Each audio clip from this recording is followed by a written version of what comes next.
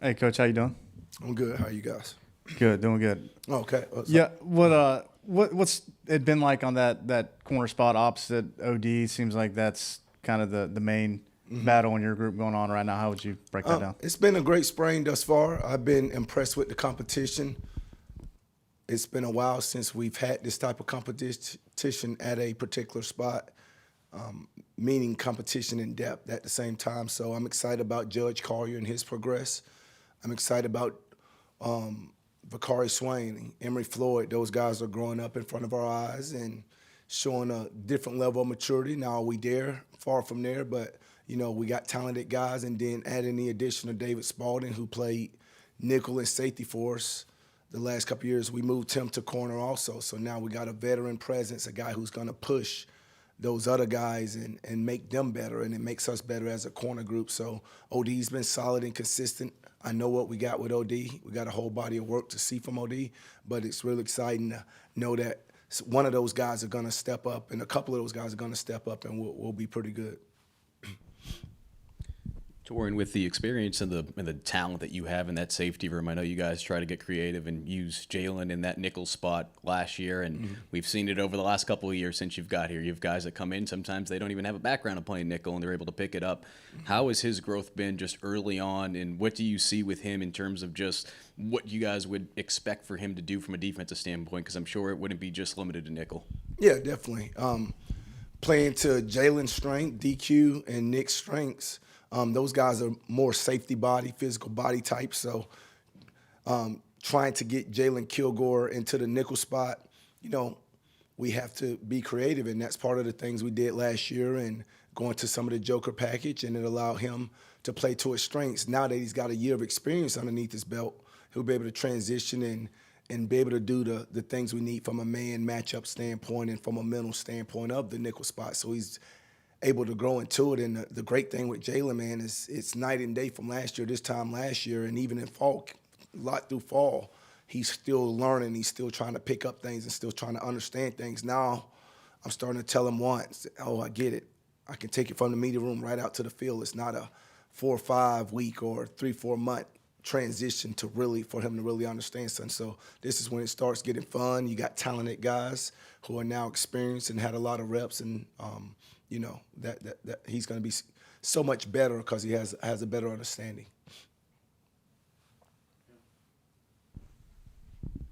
With Nick, what's your, I guess, point of emphasis for him as he's going into this third season? Well, you try to keep it in perspective. We had a pretty good freshman year, but there were some inconsistencies in there. There were some inconsistencies for a good part of last season. So the last, I thought, 5 games were pretty consistent for Nick. So how can we just be here the whole season, not have the ups and downs? So that's the goal from that standpoint, and, just keep hammering the button of being consistent, just being here day in and day out, be that kind of flat line type thing. It's the message to Nick. It's the message to the group, in a sense. And, don't be up and down. Let's just, boom, be right here all the time. Hey, Torrian. Where have, in the last year, Vakari and Judge grown the most in your eyes? Well, the corner spot, any spot back on the defensive back end, there's an urgency and there's a strain. We call it accountability and details, kind of on our mantras, all those acronyms, USDA. And when you get talented guys out of high school, sometimes they don't understand the urgency of the position and why you have to strain and why you have to be detailed for the position. So just seeing them mature and okay, I'm going to try to finish this technique and finish this play with a certain strain, a certain effort, and that's been a lot more consistent. So, part of it's just growing up, and part of it's just keep hearing it and keep seeing it. So that's been what I'm encouraged about, is their growth from a maturity standpoint and understanding those things we talk about.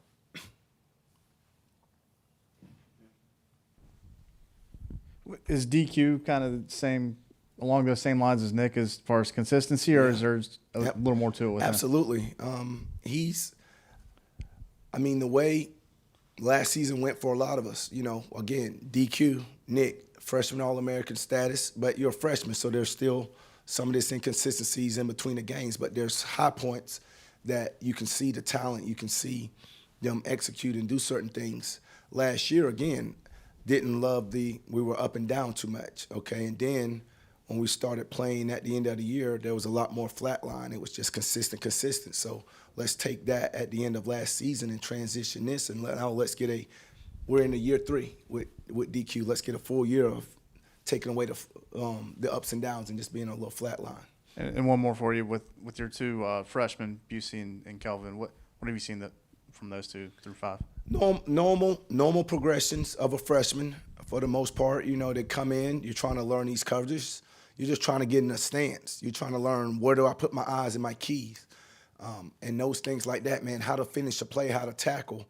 So I've been impressed that there is growth. There is growth. A lot of times there's not a amount of growth you can see through 5 practices, but I can see growth through 5 practices with those guys, so that's encouraging. Hey, Torrian. You know, obviously you've been coaching secondary for a long time. Clayton White also was a position coach in the secondary, a lot of his stops. How much time do you guys spend talking to each other about secondary technique and that type of thing? Oh, often. You know, hey, Coach White, this is what I'm doing with our press coverage. Okay, this is how we're taking our steps. Okay, well, this is some things. Had you thought about doing this? So, you know, there's a lot of feedback from that standpoint between us two about secondary play. You know, he's coached safety in a lot of his stops before he was a coordinator or whatnot. Hey, this is how the safety should stand in this defense. This is where he should put his eyes and those things like that. So those conversations are always ongoing. Torrian, we might not have an opportunity to talk to you again before the NFL draft. I mean, what is the team going to get if they bring in Marcel Style? They're going to get a professional. You know, Marcellus is always on time. Marcellus always plays from someone who's trying to coach him. He's going to be very coachable. He's going to be on time. He's going to be a pro. That's the term that I use for Marcellus. And after he came from the combine and I seen him and I talked to him, there was a certain level of confidence, maybe because he performed really well at the combine with his 40 time and vertical jumping and things he did, but now there's a certain confidence about him, a swagger that, you know, he was always kind of just mellow and laid back a little bit, but now I think he really believes in himself. So I think they'll get a guy who's got a swagger about him now. So I think that's going to be really cool. 2 things for you. First, do you have a timetable at all that you care about trying to name a starter at corner, or does it not matter to you? Doesn't matter. Okay. You know, those guys are going to continue to compete and make each other better, and we're going to be better for it as a team. So there's no timetable where this thing can go into fall camp for multiple weeks, and whoever is going to be consistently that you can trust, we're going to figure that out. Emery was talking yesterday about kind of putting track on the back burner a little bit because he wanted to make sure that, you know, he could make his mark, that he could give all he could to football to make sure he's playing.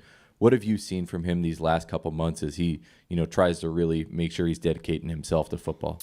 I've seen an Emery that I haven't seen before. I've seen an Emery I didn't know if we would ever get here, as far as someone who is trying to do the things you're trying to tell him. And part of him, he could have ran track, you know, but that was one of the first things I was like, oh, okay, you know. And he went through the 8 weeks of training in the weight room as opposed to trying to split it with track and stuff. So I thought that was a start. And then those strength coaches were very impressed with how he did all those 8 weeks in the weight room. So I'm like, okay, all right, then I can sense it in our meetings when I'm meeting with him. And, you know, there's a lot more focus and detail with him. So now, are we always there? No. But from where he come from, I'm very proud of him. Coach, is there something you want to achieve with your group before the spring game? Do you have a spring goal for this group?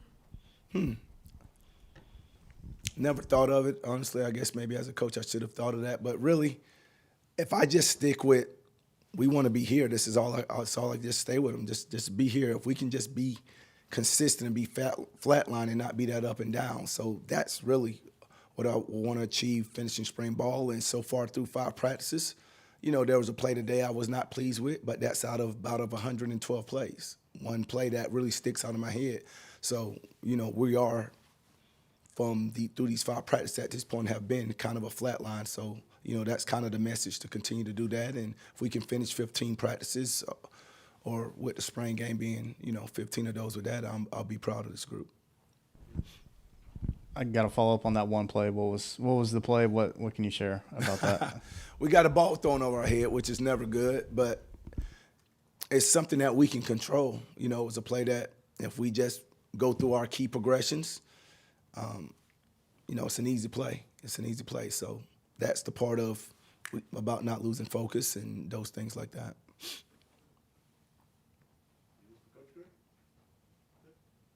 All right. Thank you, guys.